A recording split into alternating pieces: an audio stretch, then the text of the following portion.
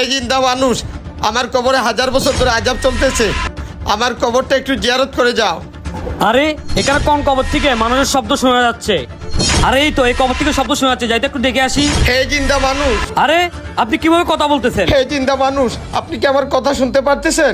আপনি আমার আপনজনদের কাছে যান, গিয়ে বলুন আমার কবরে অনেক আযাব হচ্ছে, আমার কবরটা যেন জিয়ারত করে যায়। আমি আপনার আপন মানুষদেরকে চিনবো কিভাবে? আমার আপনজনদের আপনি চিনবেন, আমি এই এলাকার মানুষ। আমার ছেলে হচ্ছে শান্ত, এই এলাকার দাপটশীল ব্যক্তি। শান্ত?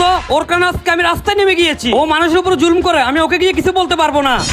আমি বুঝতে পেরেছি আমার ছেলে আপনার সাথে জুলুম করেছে, আমি আমার ছেলের হয়ে ক্ষমা চাচ্ছি।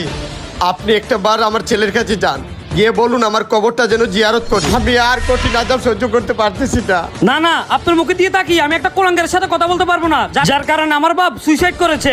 আপনি জাহান্নামে থাকেন, আপনি একটা কুলাঙ্গার বাপ, আপনার জন্য জাহান্নামে প্রাপ্য।